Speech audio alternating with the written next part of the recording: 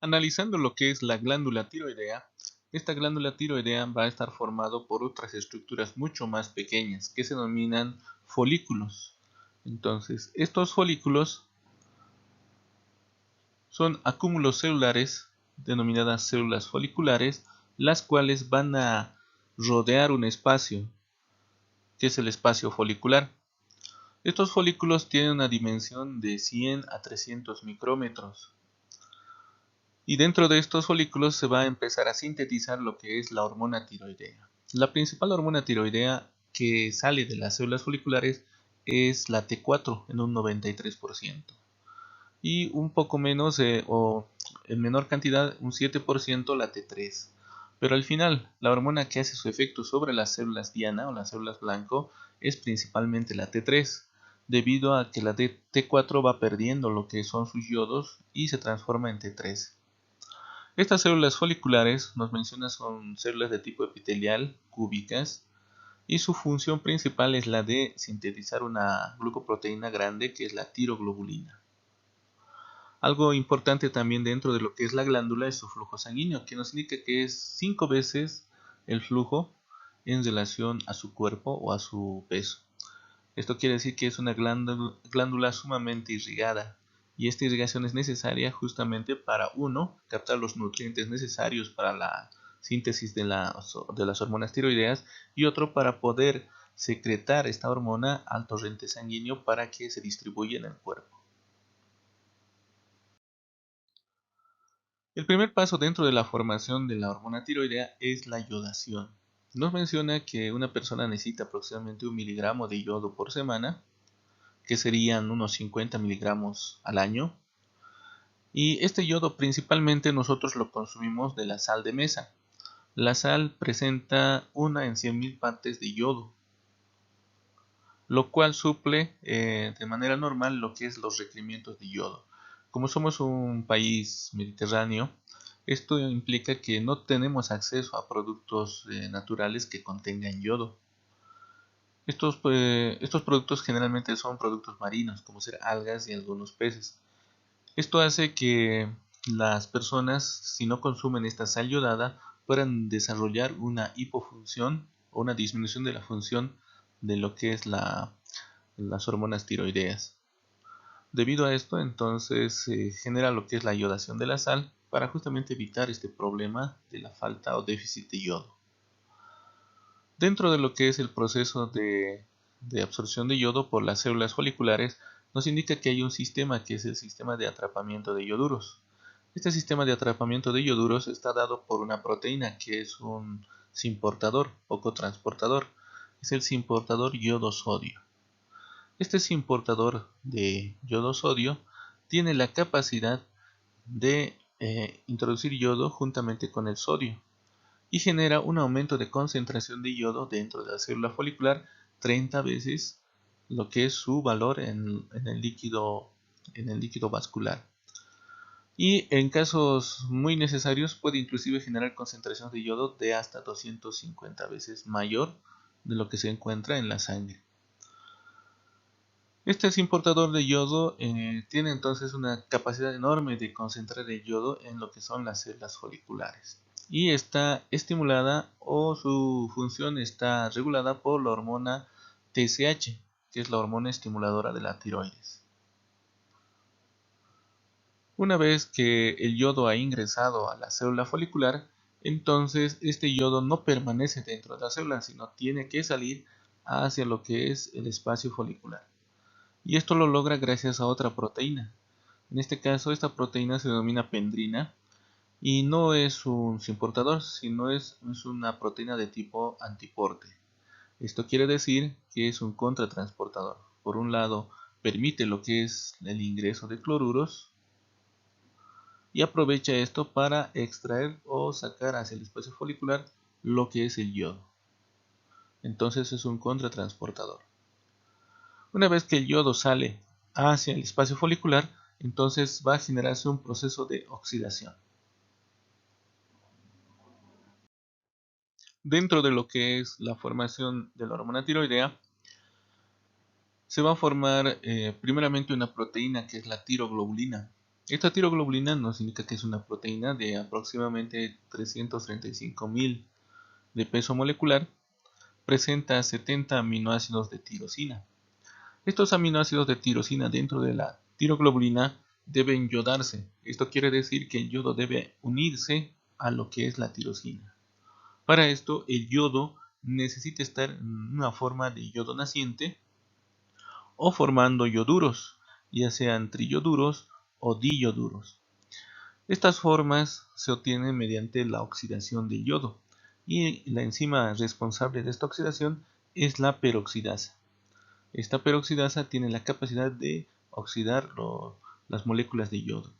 Este yodo molecular podría unirse directamente a las tirosinas, pero el proceso es mucho más lento y esto genera una deficiencia en la formación de hormonas tiroideas. A su vez, la peroxidasa tiene la capacidad de poder generar un aumento en la velocidad de la iodación de lo que son los residuos de tirosina que se encuentran en la tiroglobulina. Entonces, una vez que el yodo ha salido de la célula folicular, necesita acoplarse a la tirosina para empezar a formar la hormona tiroidea. Una vez que se han sintetizado tanto la T3 como la T4 y la T3 reversa, entonces, mediante este proceso de organificación que indica la unión de la monoiodotirosina, diiodotirosina para la formación de la T3, la T4 y también la T3 reversa, estos se encuentran dentro de lo que es la tiroglobulina. Entonces, la célula folicular va a generar un movimiento o va a generar un efecto que es la pinocitosis. Mediante la pinocitosis va a capturar los residuos de tiroglobulina y los va a reintroducir al interior de la célula folicular. Entonces, estas tiroglobulinas van a formar lo que son gotitas de coloide. Posteriormente van a ser atacadas por unas enzimas que son unas proteasas. Estas proteasas van a quitar lo que son la monoiodotirosina y diiodotirosina que no se han acoplado y los va a reciclar. Mediante un proceso de desyodación les va a quitar el yodo para que este yodo nuevamente salga hacia lo que es el espacio folicular para una nueva organificación. La tirosina que se ha rescatado va a volver nuevamente al retículo endoplásmico rugoso para ayudar en la síntesis de una nueva molécula de tiroglobulina. Por otra parte, la T3 y la T4, que ya están liberadas de la tiroglobulina, van a estar almacenadas y posteriormente van a ser secretadas para su función dentro del cuerpo. Entonces la secreción va a ser de T3 reversa, T3 y T4. Principalmente la molécula que más se va a encontrar es la T4 en la secreción. Pero vamos a ver más adelante que la T4 va a ir perdiendo una molécula de yodo y esto la va a transformar en T3. Y es finalmente la T3 la que tiene mayor efecto sobre lo que son las células diana. Entonces tenemos lo que es la pinocitosis por la formación de los pseudópodos de la célula folicular, la cual posteriormente es atacada por proteasas para liberar la T3, T4 y la T3 reversa, y a su vez de poder reciclar lo que es el yodo y las tirosinas. 3/4 de la tirosina nos indica no va a lograr formar la T3 y T4, se quedan ya sea como tirosinas o monoyodotirosinas o diyodotirosinas. Todo el yodo se va a reciclar por una enzima que es la desyodasa.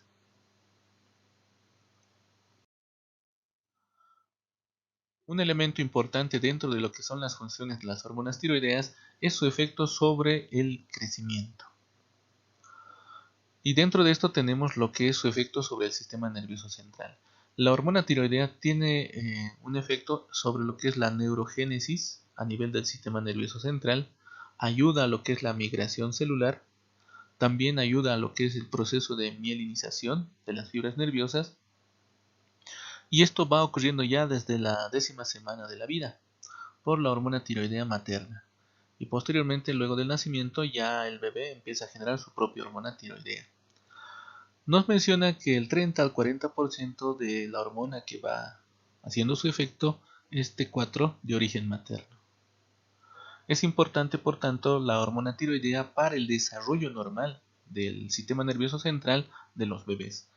ya que sin esto no habría una correcta maduración del sistema nervioso central, y esto generaría un déficit neurológico ya en los niños y en las personas adultas.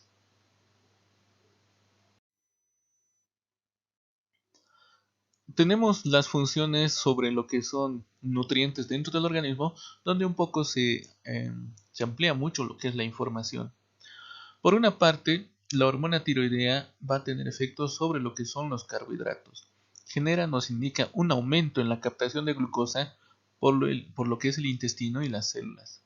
Aumenta lo que es la destrucción de esta glucosa mediante el proceso de glucólisis. También va a aumentar lo que es la destrucción del glucógeno mediante el proceso de glucogenólisis. También va a incrementar la creación de nuevas moléculas de glucosa por la gluconeogenia.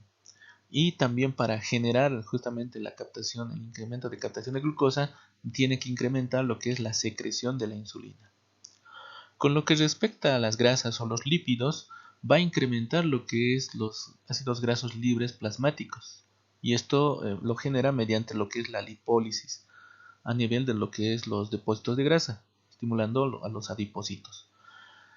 Básicamente, si ustedes se dan cuenta en este punto, lo que está haciendo la hormona tiroidea es incrementar la energía o los sustratos para la generación de energía. Los carbohidratos generan ATPs mediante lo que es la oxidación de estos, y también se puede utilizar lo que es los lípidos para la generación de ATP. Luego tenemos el aumento de la oxidación de los ácidos grasos para fines de generación de energía, de fosfatos de alta energía.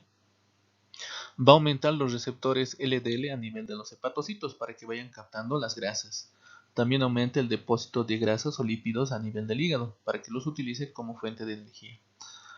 Va a disminuir lo que es el colesterol porque se va a secretar mediante lo que es la bilis. También disminuyen los fosfolípidos y los triglicéridos, que serían los que disminuyen. Con respecto a lo que son las proteínas, va a haber un incremento en lo que es la transcripción genética. Como hemos visto, la hormona tiroidea tiene la capacidad de aumentar lo que es la transcripción de los ARN mensajeros, y posteriormente estos ARN mensajeros van a ir a generar nuevas proteínas mediante lo que es el retículo endoplásmico rugoso. Con respecto a las vitaminas, como se está incrementando el metabolismo de las células, estas vitaminas van a disminuir, pero no porque se están eliminando, sino por su uso. Se están usando grandes cantidades de vitamina y estas disminuyen. A nivel de lo que son las células, en las células va a incrementarse lo que es el metabolismo basal entre un 60 a un 100%. Eso quiere decir que va a producir más energía entre un 60 a 100%. Y también las reacciones químicas van a aumentar también en este sentido. Cuando hay una disminución o no hay hormonas tiroideas, el metabolismo basal puede bajar en un 50%. Dentro de las células va a haber un incremento entre el número y el tamaño de las mitocondrias, lo cual va a generar a su vez un aumento en la producción del adenosintrifosfato. También va a haber un incremento en lo que es la bomba de sodio y potasio, llamado también sodio-potasio ATPasa, lo cual genera un gradiente de sodio y potasio necesarios para el transporte de electrolitos y otros elementos. Todo esto también va a ocasionar que se consuma más oxígeno, por tanto aumenta el consumo de oxígeno por las células. A nivel del sistema nervioso se va a generar un aumento en el crecimiento y maduración del cerebro. Por tanto, esta hormona es de vital importancia para los niños, porque si no, no va a generar una maduración adecuada del cerebro y en sí de todo el sistema nervioso central, lo cual va a generar ya estados de déficit cognitivo en los adultos. Acelera también la función cerebral. Esto va a generar en los adultos principalmente lo que es la disociación, que se expresa por nerviosismo exagerado, psiconeurosis, ansiedad exagerada y preocupación extremo hasta llegar a la paranoia en los adultos. Eso es un efecto, digamos, un poco negativo de la hormona tiroidea, pero solamente cuando existe una secreción excesiva. Normalmente solo llega a una aceleración de la función. Va a también generar lo que es el cansancio del sistema nervioso central, pero no va a poder generar conciliación del sueño la persona. Entonces, la persona que tiene un exceso de hormona tiroidea está cansado de forma constante, pero no logra dormir. el sistema nervioso no logra conciliar el sueño.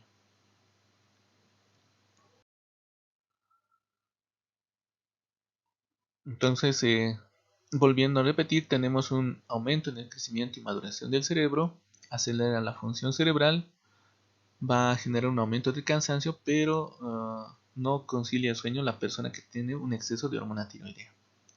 A nivel del músculo esquelético, vamos a tener un aumento en el crecimiento y maduración del esqueleto, gracias a la hormona tiroidea. Va a haber también un aumento en la función muscular, esto quiere decir que va a haber mayor fuerza a la hora de la contracción. Pero lo malo es que cuando existe un exceso de T3 y T4, esto va a generar un catabolismo de lo que son las proteínas musculares. Entonces la fibra muscular va a empezar a adelgazar y va a generar debilidad muscular por ese catabolismo. También un exceso de T3 y T4 genera un temblor fino, un temblor muscular fino en lo que son las extremidades principalmente. A nivel del aparato cardiovascular aumenta lo que es el flujo de sangre, el flujo sanguíneo y el gasto cardíaco. Esto en respuesta más que todo a la demanda de oxígeno y nutrientes y también la eliminación de productos de desecho por las células. En un 60% gracias a estas demandas. Incrementa también lo que es la frecuencia y la fuerza cardíaca. Pero cuando nuevamente existe un exceso de T3 y T4, esto va a generar un catabolismo proteico, quiere decir destrucción de las proteínas de las fibras musculares. Entonces, esto puede generar inclusive un infarto de miocardio. También va a haber un incremento de la presión sistólica y una baja en la presión diastólica. Todo esto por la demanda corporal de nutrientes, oxígeno y también la necesidad de eliminar productos de desecho. A nivel de lo que es el aparato respiratorio, obviamente, como se necesita mucho oxígeno, va a haber un aumento de la respiración por la demanda corporal de oxígeno. A nivel gastrointestinal, aumenta la motilidad, también aumenta lo que es la secreción de enzimas digestivas, y esto puede ocasionar, en caso de excesos, inclusive diarreas, ¿no? Y en caso de déficit de hormonas tiroideas puede generar estreñimiento. A nivel endocrino, la hormona tiroidea va a afectar también a otras glándulas endocrinas. Entonces la hormona tiroidea va a aumentar lo que es la secreción endocrina de muchas glándulas, principalmente lo que es las células pancreáticas para la insulina y también la generación de glucocorticoides por la corteza suprarrenal. También incrementa lo que son las hormonas de la osificación. Veamos ahora lo que es la definición de hipertiroidismo. El hipertiroidismo es una situación clínica que se caracteriza por la exposición prolongada del organismo a un exceso endógeno, aunque también puede ser exógeno, de hormonas tiroideas, es decir, de la T3, T4. Este tipo de alteraciones es más frecuente en las mujeres con una relación de 10 a 1. Esto quiere decir de 10 mujeres cada un varón. Y principalmente se va a presentar entre las edades de los 20 a los 50 años. Entonces, este tipo de enfermedades, en este caso, va a tener mayor incidencia en el caso de las mujeres. El hipertiroidismo, entonces, es un trastorno relativamente frecuente. La prevalencia de esta enfermedad está alrededor del 2% de la población total. Algunas fuentes también mencionan que es el 1%, entonces estaría entre el 1 al 2% de la población. Dentro de lo que es la etiopatogenia, tenemos ciertas enfermedades que pueden cursar con un hipertiroidismo o ser causantes de hipertiroidismo. En el cuadro tenemos un resumen de estos elementos. Como primer elemento, o el más frecuente, que es el que causa hipertiroidismo, tenemos una enfermedad que es la enfermedad de Graves-Basedow. Esta enfermedad de Graves-Basedow es una enfermedad autoinmune. Esto quiere decir que va a estar relacionado a una alteración de lo que son las células inmunitarias y principalmente la presencia de ciertos anticuerpos que van a estimular a los receptores de TSH. Estos anticuerpos reciben el nombre de TCIs. Por tanto, esta enfermedad de Graves-Basedow es una enfermedad autoinmune que provoca hipertiroidismo, bocio difuso y algunos signos extratiroideos. También se va a acompañar de lo que son las oftalmopatías, en la mitad de los casos, presencia de mixedema pretibial, un 10%, Y estos tres elementos son necesarios para hacer un diagnóstico de lo que es la enfermedad de Graves-Basedow, que es de tipo autoinmune. Va a existir unos anticuerpos frente a lo que es el receptor de la TSH, ¿no? Los receptores TSH que son básicamente anticuerpos. Aparte de lo que es la enfermedad de Graves-Basedow, también tenemos otras causas de hipertiroidismo que son bolsio multinodular tóxico, el adenoma hiperfuncionante tóxico, tenemos el síndrome de Marin-Lehart, tenemos también el hipertiroidismo por exceso de yodo, por ejemplo amiodarona, tenemos una tiroiditis destructiva, la tiroiditis subaguda de Decker-Vein, también tenemos otras causas ya menos comunes, como ser, por ejemplo, los adenomas hipofisarios solamente de células tirotropas, tenemos coriocarcinomas, también tenemos teratomas como es el estruma ovárico, el carcinoma folicular tiroideo y también otros como hipertiroidismos facticios, que son principalmente por ciertos medicamentos que se consumen. Hablando un poco más sobre lo que es la enfermedad de Graves-Basedow, va a atacar al 0,5% de la población y van a ocasionar el 60 al 80% de casos de hipertiroidismo. La edad en la que se va a presentar está entre los 40 a los 60 años. Va a ser más frecuente en las mujeres en una relación de 5:1, pero posteriormente se va a presentar en una relación de 10:1. Dentro de los factores que originan la enfermedad de Graves-Basedow se tienen factores genéticos como alteraciones del sistema de antígenos leucocitarios humanos, también tenemos de los genes CTLA4, el PTPN22, los cuales van a inducir la aparición de esta enfermedad. También se relacionan algunos factores ambientales como ser el estrés, tabaquismo, las infecciones, pospartos, ingesta de yodo, los cuales van a provocar lo que es la formación de anticuerpos llamados los TCIs.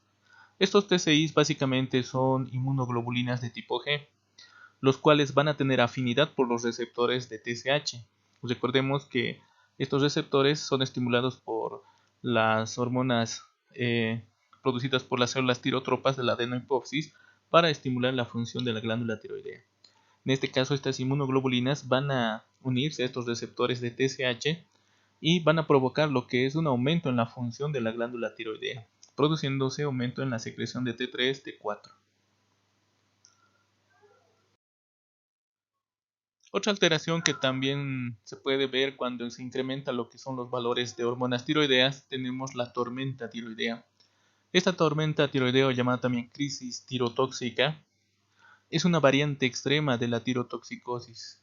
Esto quiere decir que es una expresión grande de la secreción de T3, T4. Puede poner en riesgo lo que es la vida de las personas.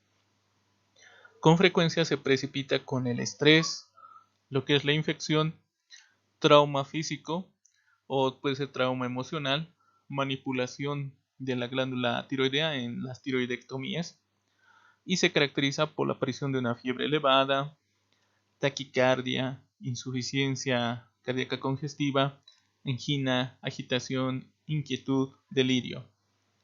Por tanto, las personas que sufren de esta tormenta tiroidea van a tener básicamente tres tipos de alteraciones: alteraciones del sistema nervioso central, del aparato cardiovascular y también un súbito incremento de lo que es la fiebre. Otra entidad que se asocia al hipertiroidismo es el bocio multinodular hiperfuncionante. Este bocio multinodular es la causa más frecuente de hipertiroidismo en el caso de los ancianos. Puede haber hipertiroidismo subclínico, que no se manifiesta tan claramente como las otras formas. Se desconoce exactamente la causa. Con la edad, la tiroides tiende a producir nódulos y generar esta alteración. El resultado final es una tiroides multinodular con varios nódulos hiperfuncionantes.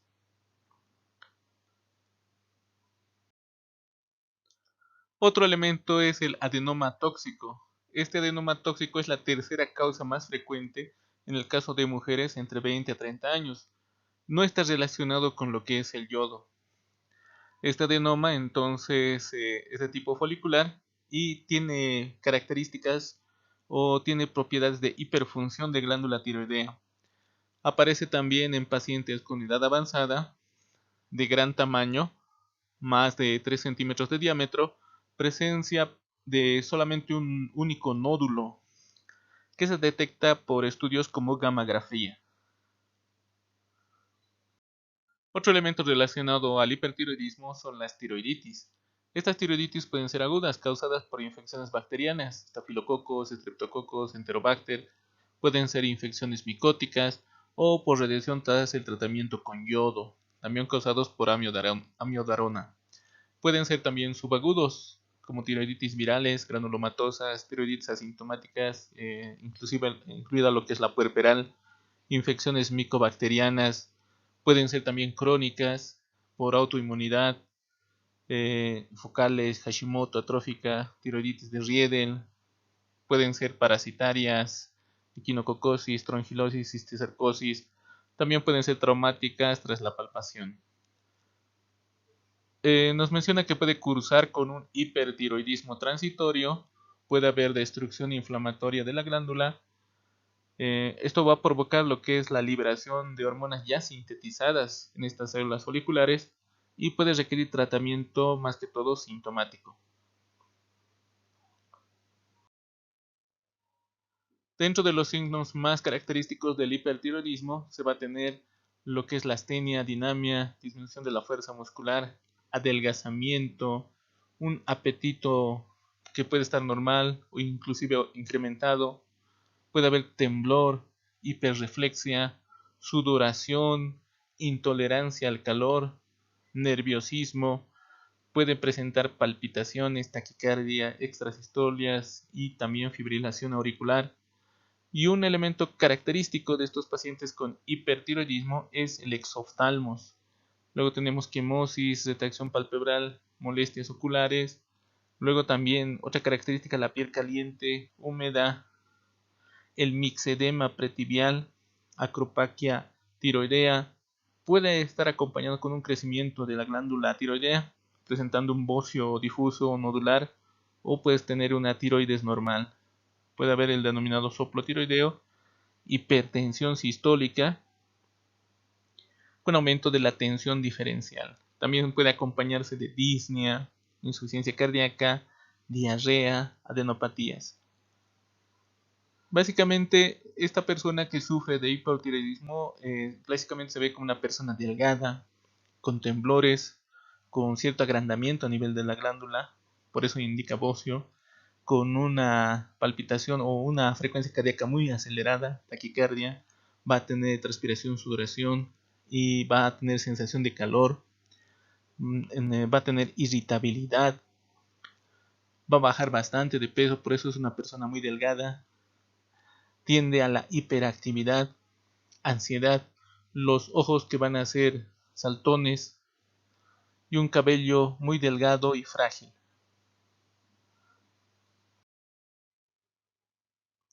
Existen ciertas diferencias entre lo que son los síntomas y signos del hipertiroidismo del adulto joven y del anciano. La pérdida de peso es más visible y notorio en jóvenes. Las palpitaciones también. La debilidad muscular también se presenta más notoriamente en jóvenes. Mareo, síncopes va a ser más en lo que son ancianos. El nerviosismo es más en jóvenes. La intolerancia de calor es también más en jóvenes. La taquicardia de la misma manera. La fibrilación auricular es más frecuente en los ancianos. El aumento de catarsis sin generar una diarrea es más frecuente en los jóvenes. Vamos a tener la diarrea, que también va a presentarse más en jóvenes. Temblores de las extremidades, ¿no? Más en jóvenes. Exoftalmia es más visible en jóvenes. El aumento de la apertura palpebral también en jóvenes. La piel fina en jóvenes. La miopatía va a ser más frecuente en lo que es los ancianos. La apatía también es un poquito más notoria en ancianos. La pérdida de memoria también un poquito más en los ancianos. Aquí tenemos el mixedema que se va evaluando presionando sobre lo que es la extremidad inferior. Dentro de lo que es el diagnóstico se tiene la valoración de la TSH. Esta puede encontrarse suprimida por acción inhibidora de las hormonas tiroideas. También se puede determinar lo que es la fracción T4 libre, la cual va a encontrarse incrementada.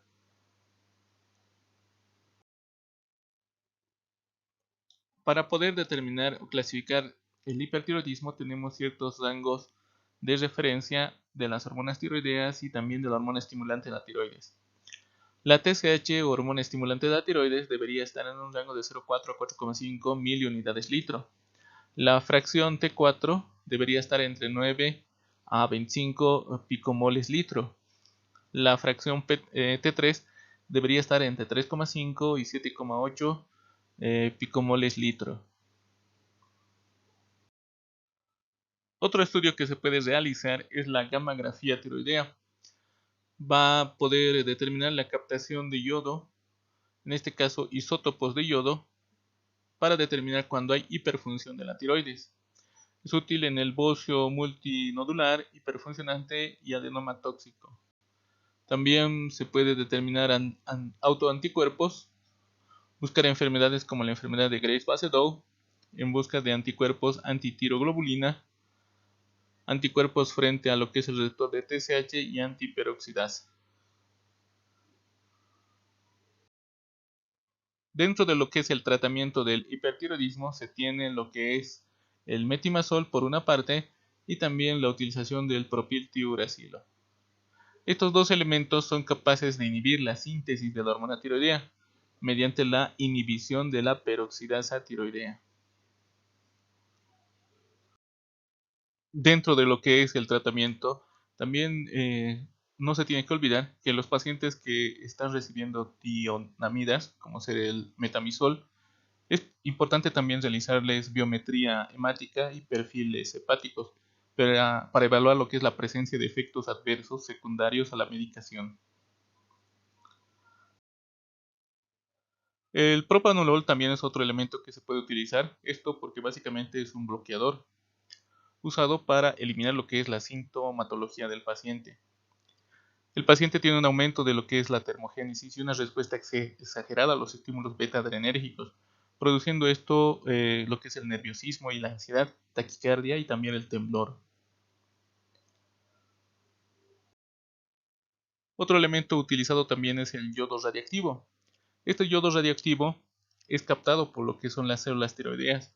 Posteriormente, la radiación emanada de su desintegración produce una lesión celular, reduce la cantidad de tejido tiroideo funcionante, y esto previamente se administra como tratamiento antitiroideo por un mes. No se administra en mujeres embarazadas o también en lactancia. Finalmente, si todos estos elementos van fallando, se debe contemplar lo que es el tratamiento quirúrgico. Entonces, esto cuando no hay una respuesta al tratamiento medicamentoso. Se da tratamiento previo para llegar a una función tiroidea normal, luego un tratamiento en bocio multinodular y en enfermedad de Graves-Basedow. En esta parte vamos a hablar acerca de lo que es la hipofunción de la glándula tiroidea o aquellos factores que disminuyen lo que es la funcionalidad de la glándula tiroidea. Como definición, el hipotiroidismo es una alteración o una situación clínica derivada de la disminución en grado variable de la producción y secreción de las hormonas tiroideas. Es una situación que resulta de la falta de los efectos de la hormona tiroidea sobre los tejidos del organismo. Esta, cuando se manifiesta a partir del nacimiento, puede dar como resultado una anomalía en el desarrollo, principalmente del sistema nervioso central, en el cual la alteración se denomina cretinismo.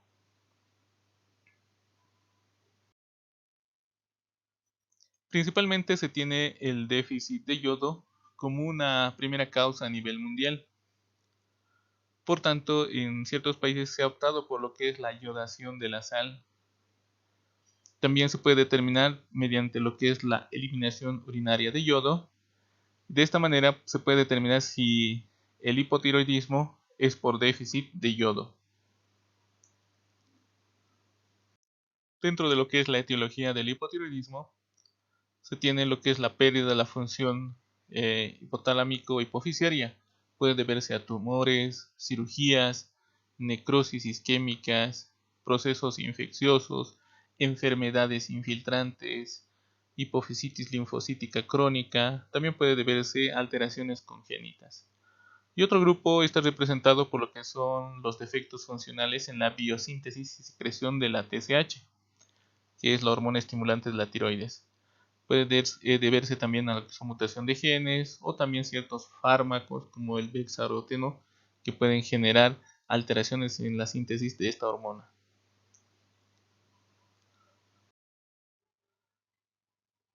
Dentro de otras causas se tienen los hipotiroidismos primarios, llamados también hipotiroidismos tiroideos, que se debe a pérdida de función de tejido tiroideo. Pueden deberse a tiroiditis crónicas autoinmunes como en la tiroiditis de Hashimoto, hipotiroidismos autoinmunes de tipo reversible, terapias radioactivas que se estén utilizando en hipertiroidismo que den como resultado una disminución en la función, radioterapias de cuello por cánceres, tiroidectomías totales o subtotales, enfermedades infiltrativas, tiroiditis infecciosas, disgenesia tiroidea. Otro grupo puede presentar lo que son defectos funcionales en la síntesis y secreción de las hormonas tiroideas, por ejemplo, errores congénitos en la biosíntesis hormonal, déficit de yodo, ingestas excesivas de yodo en pacientes que son susceptibles, fármacos como el metilmercaptoimidazol.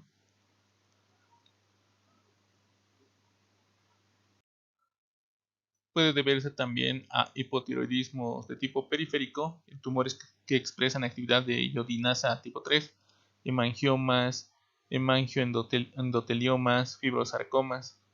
Otros pueden ser síndromes de menor sensibilidad y de hiposensibilidad a las hormonas tiroideas, resistencia periférica a la acción de las hormonas tiroideas en síndromes de Refetov, defectos en el transporte celular de estas hormonas, síndrome de Hallan-Herdon-Dudley, defectos en el metabolismo de las hormonas tiroideas, mutación del gen SBP2, que pueden también presentar alteraciones de tipo hipotiroidismo periférico.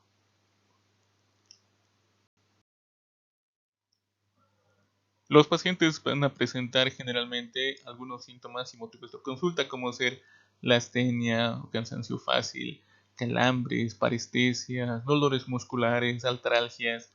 Pueden quejarse de un aumento de peso, la presencia de edema. Puede haber también caída de cabello, uñas frágiles, constipación. Se quejan también de mucho sueño, sueño constante o somnolencia. No pueden soportar el frío, hay intolerancia al frío, disfunción sexual eréctil, en el caso de las mujeres hipermenorrea o puede haber amenorrea y también infertilidad. Al examen físico se va a observar ciertos signos como es la facies abotagada, esto quiere decir una facies redondeada, una palidez al mismo tiempo, palmas y plantas de un color amarillento. Se va a tener también lo que es la depilación de la cola de las cejas, entonces estas cejas no van a tener esa forma característica como de coma, porque la última parte va a empezar a desaparecer, solo se va a tener la parte inicial de estas cejas. También va a haber una piel fría, rugosa, seca, descamativa. Cuando se hace exámenes de reflejos, estos reflejos son muy lentos. Existe un rodete miotónico. Esto quiere decir cuando se hace percusión o estiramiento de las fibras musculares, como por ejemplo el músculo bíceps, este va a generar una contracción transversal. También va a haber una distensión abdominal. Esta distensión abdominal se puede acompañar con meteorismo, que es el aumento de lo que es los gases intestinales. También va a haber una voz ronca y esta persona se va a expresar de forma muy lenta, va a hablar muy lentamente. Puede acompañarse también con macroglosia, bradicardia, hipertensión arterial, pero más que todo va a ser de tipo diastólico. Puede presentar un agrandamiento de lo que es su glándula tiroidea o puede tener una tiroides no palpable.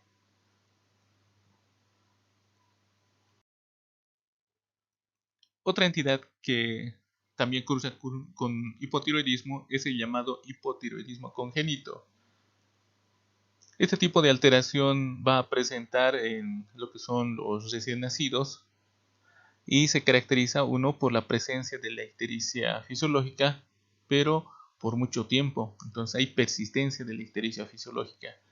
El llanto que tienen estos bebés va a ser ronco, sufren de estreñimiento, de somnolencia. El diagnóstico es un poco difícil, por lo que se realiza siempre tamizajes a las 48 o 72 horas en los recién nacidos, buscando lo que es los valores de TSI y también de hormonas tiroideas. Entonces aquí podemos ver un recién nacido justamente con un signo también característico, que es la macroglosia.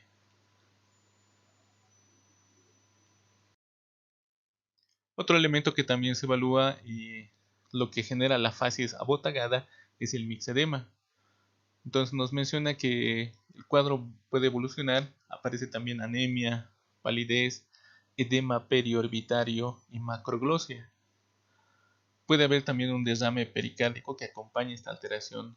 Puede existir un hilio adinámico, puede presentarse un megacolon o también lo que es la obstrucción intestinal. Entonces, si nos fijamos, es una fase abotagada característica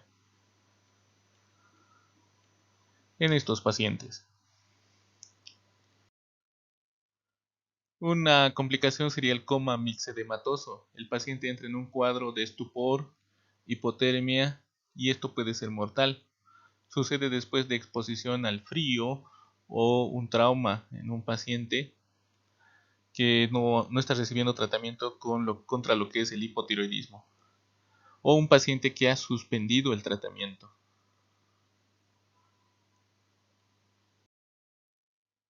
El diagnóstico se va a basar básicamente en la determinación de lo que es la TSH en la sangre, también lo que es aumento en lo que es el hipotiroidismo primario. Entonces, como respuesta a la falta de hormona tiroidea, la hipófisis va a incrementar lo que es la TSH. Entonces hay un incremento de TSH, principalmente en lo que es el hipotiroidismo primario. También puede encontrarse disminuida en un hipotiroidismo hipofisiario. Entonces, en este caso es la hipófisis la que se encuentra alterada y no genera valores normales o suficientes de TSH. En ciertos casos más raros puede ser normal.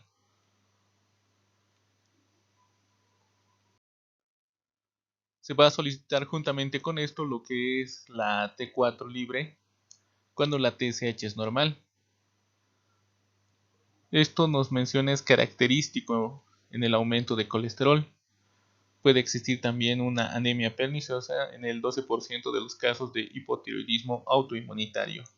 En el electrocardiograma va a tener bradicardia, inversión de la onda T y un aumento de la amplitud del complejo QRS.